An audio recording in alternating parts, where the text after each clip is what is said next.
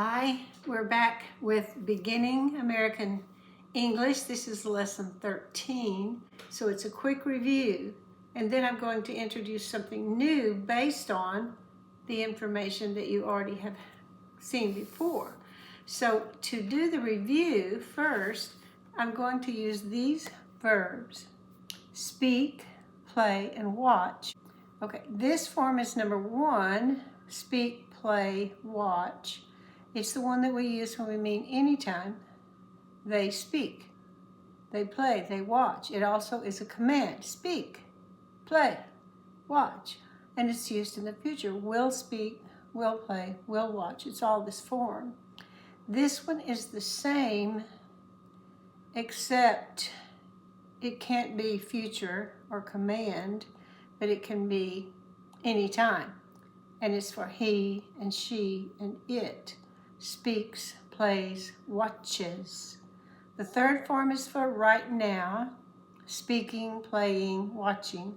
The fourth one is past, but we probably know when: spoke, played, watched.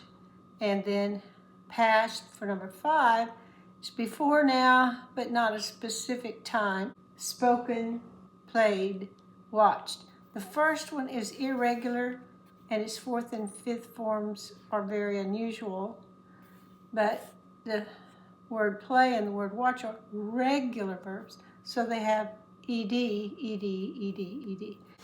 We're going to review some things about regular verbs with those verbs, but I wanted to give you some practice sentences that are like a short conversation. What languages do you speak? I speak Arabic, Spanish, and Turkish. Now, do speak is just like speak, but when we need a helper, we use do speak so that we can move the do before the subject. What languages does Mary speak? This is the second form, which is anytime. When we use it this way in a question, we need a helper, and does is the helper. It has an S, so we don't have to have one here. But when we don't have the helper, it's speaks. What languages does Mary speak? Mary speaks French, Korean, and Japanese.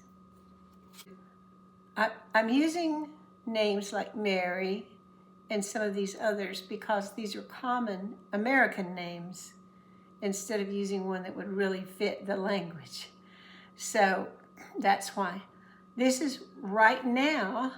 What languages are your friends speaking at this party? Are speaking, because it's a question, the are got moved in front of the subject. Are speaking is the verb. John is speaking Korean. Larry and Bill are speaking Thai. I am speaking to my friends in their own languages. And then we have a past that's more definite time. Did you speak to Laura in Vietnamese yesterday? Did speak is the same as spoke. It's the fourth period of time, a definite time in our list of verb forms. Did speak. Did you speak to Laura in Vietnamese yesterday? Yes, I spoke to her in Vietnamese. I spoke to her in Vietnamese. Now we have the one that is before now, but not a definite time, or maybe many times. Have you spoken to her in English as well? Yes, I have spoken to her in English occasionally. So we have speak, speaks, speaking with a helper, spoke, and then spoken with a helper. And some sentences with play and watch. They're together in here. What sports do you play? I play tennis and golf. What sports does Jack play? Jack plays basketball and volleyball. What sports are you watching on TV? I am watching football. Lisa is watching another game on her phone. Are watching goes with you. am watching with I, is watching with she or Lisa. Did you play football in high school? Yes, I played football in middle school also. That's the past that's a definite time. And this is a general past. Have you and Tom played baseball? Yes, we have played baseball for fun a few times. John has played with us often also. Has played, have played. So these are regular verbs, and we've studied that in the past. I just wanted to review it for a minute. But I want to talk about form 3 and form 5, because every time we use them as the main verb, they have to have a helper. But what happens if we don't use a helper? That's the new part of the lesson. If one of these that ends in ing, or if it's in the past form that's a general past and we have or has in front of it usually, if we don't use the have or has, or we don't use the helper is or was, were those that are helpers for ing, then how can we use it in a sentence? How can we use it? Here's a sentence that uses it the regular way. Barbara is speaking softly. That's the verb, is speaking. Speaking has a helper. But here, speaking doesn't have a helper. Speaking softly, Barbara calmed the frightened child. Calmed means the child was very upset, but now the child is not upset, so they became calm. Speaking is not the main verb. Barbara is the subject. Calmed is the verb. Speaking just describes something in the sentence. It's not the subject or the verb. Here it is the subject. Speaking in front of many people can be frightening. The subject is always in this color here. Speaking can be frightening. It's the subject. It's not the main verb. It doesn't have a helper. I don't like what?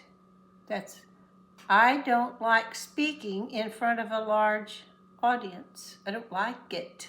I don't like. Subject I, verb don't like. Speaking is a direct object. It's not the main verb. It's the liking that's the action in this sentence, or not liking.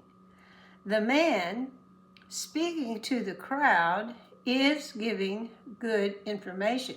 He is speaking, but the sentence says the man is giving. That's the verb. The man is giving good information. Which man? The man speaking to the crowd. That is the descriptive for man. Which man? The man speaking to the crowd. He's the one who is giving good information. This is the verb not speaking. It can also be in a sentence after a preposition. By speaking loudly, they, that's the subject, helped, that's the verb, us find them in the dark. By speaking loudly, they helped us find them in the dark. Let's look at it when it's not an ing verb, but it's a fifth form, such as spoken. Beth has spoken kindly. Beth's words, spoken kindly, often calm another person. So, spoken is not the verb. The verb is calm. Words is the subject. Words calm another person. It's just describing. Spoken words, now this time the descriptive word is coming before the noun it describes. Spoken words may not be necessary. May be is the verb. Spoken is not the verb. Spoken words may not be necessary, just be kind. And in this sentence, the directions spoken clearly helped us do a good job. Helped is the verb. Directions is the subject. Spoken is only describing. It is not the subject or the verb. It can't be the verb, the main verb, because it does not have a helper. This form has to have a helper if it's the main verb. This form has to have a helper if it's the main verb. But we can use it without the helper, but just not as the verb. So here are a few more examples of that. It can be the subject. So let me give you some examples of it being the subject. No helper. Running, that's the subject, is good exercise. Talking loudly is rude. Teasing the small child is not nice. Giving gifts on birthdays is a tradition. Giving is the subject, is the verb. None of these have to have helpers. It can also be used as a direct object. I is the subject, like is the verb. I like what? Sleeping. Sleeping here is the direct object. I like what? Sleeping late. Heidi, that's a common girl's name. Heidi likes eating spicy food. Heidi likes what? Eating spicy food. So likes is the verb, not eating. They hate waiting in line. This is a direct object. They hate what? Hate is the main verb. Brad hates doing math. Brad hates what? Doing math. Direct object. No helper is needed for these because they're not the main verb. Hates, hate, likes, like. Those are the main verbs. So you can use it without a helper. But if you use it without a helper, don't use it as the main verb. An adjective. The boy carrying the box is helping his mother. Boy is the subject. What is he doing? In the sentence, the boy is helping his mother. Carrying the box just tells me which boy. Which boy? The boy carrying the box. The boy carrying the box is helping his mother. The tigers, which tigers? The tigers roaming in the woods are dangerous. The tigers are dangerous. I'm just telling you which tigers, not the tigers in the zoo, the tigers in the woods. It can also come before a noun. Falling rocks are a hazard. That means they're dangerous. Falling rocks are a hazard on the mountain road. This is an adjective to describe the rocks. Rocks is the subject. Flying insects are a problem at night. Flying describes the insects. Insects is the subject, are is the verb. It can be, in this form, the object of a preposition. This is a preposition. It has a wavy line under it, but it's too small for you to see. A cot is good for sleeping outdoors. That's not the main verb. The main verb is. I lost weight by eating more fruits and vegetables. This is not the main verb. It's the object of the preposition by eating. Robert is, that's the subject, is the verb. Robert is the best at solving hard puzzles. Solving is the object of at. It is not the main verb. Karen thinks about winning the race. Thinks is the main verb. Karen is the subject. Karen thinks. Then we have the preposition about. About what? Winning the race. Now, those are the ways that an ing verb can be used. There aren't as many things you can do with the fifth form, but there are a few. So here we go. As an adjective, grown children often move away from home. Grow, grows, growing, grew, grown. Grown is the fifth form of the word grow, and is used as an adjective here to describe the children. The children grew. Now they are grown. Grown children. Cracked sidewalks cause accidents. It's cracking. It cracked. It has cracked. It will crack. It means it's broken somewhere. Cracked. It describes sidewalks.